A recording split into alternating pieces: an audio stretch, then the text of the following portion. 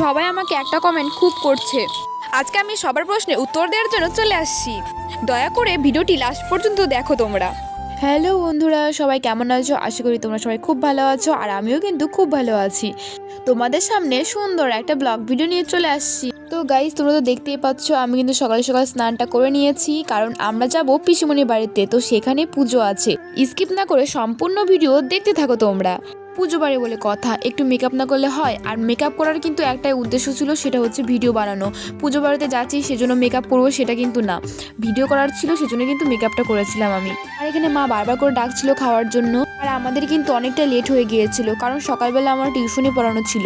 আর এখানে কিন্তু মেকআপ বলতে শুধুমাত্র ল্যাকমি সিসি ক্রিমটা নিয়েছিলাম, যেহেতু আমি দিনের বেলা যাবো সেজন্য হালকার উপর মেকআপটা করেছিলাম। আমার কাছে যে কমেন্টটা সব থেকে বেশি আসে সেটা হলো আমি আগের মতন কেন ভিডিও বানাই না। আসলে সত্যিটা হলো ভিডিও করতে গেলে একা একা কখনো করা যায় না, আর আমাকে হেল্প করার মতন সেই রকম কিন্তু কেউ নেই। আর একটা ভিডিওতে ক্যামেরাম্যানই কিন্তু আসল, আর সেখানে দেখো আমার ক্যামেরা ধরার মতন কেউই নেই। মা যতটুকু পারে ততটুকু করার চেষ্টা করে, তো মাই আমাকে অনেকটা সাপোর্ট করে। তো অনেক বকব করে ফেললাম তোমাদের সাথে, তো চলো এখন যাওয়া যাক। পিসিমণির বাড়িতে কিন্তু আমার যাওয়ার কথা একদমই ছিল না, তো হুট করে প্ল্যান হলো, তো আমি ভাবলাম তো যাই।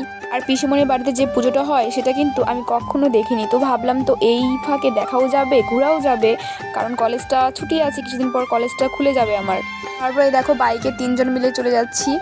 আর চুলটা আমি বেঁধে নিয়েছিলাম, কারণ চুল না বাঁধলে অবস্থা খারাপ হয়ে যাবে চুলের। চলো বন্ধুরা, তাহলে এখন যাওয়া যাক।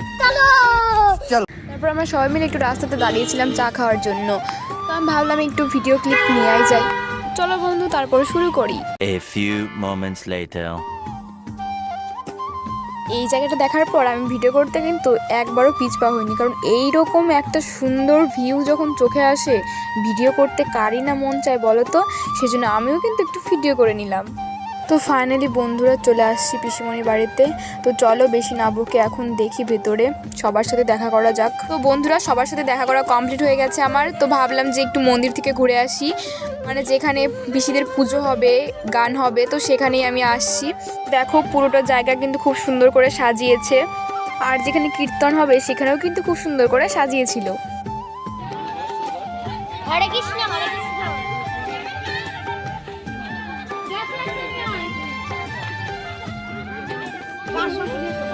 এই দেখো বন্ধুরা কত রকমের ফুল দিয়ে এখানে মালা গাচ্ছে, তাই ভাবলাম এই ভিডিও ক্লিপটা তো নেওয়াই যায়।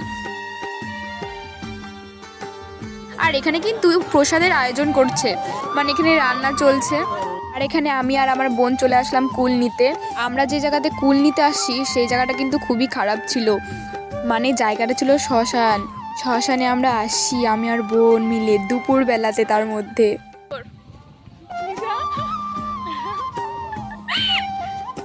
বন্ধুরা কুল ছিঁড়ার পর তারপর চলে আসি ভিডিও করতে। তো এখানে কিছু ভিডিও করে নিয়েছিলাম আমি। তারপর দেখলাম যে এখানে কীর্তন শুরু হয়ে গেছে, তো সেখানে গিয়ে একটু বসলাম আমি আর মা।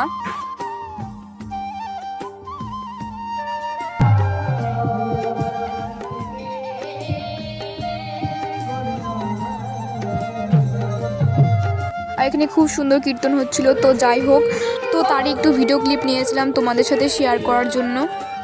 আর এখানে সব ভক্তরা প্রসাদ নেওয়ার জন্য বসে পড়েছে।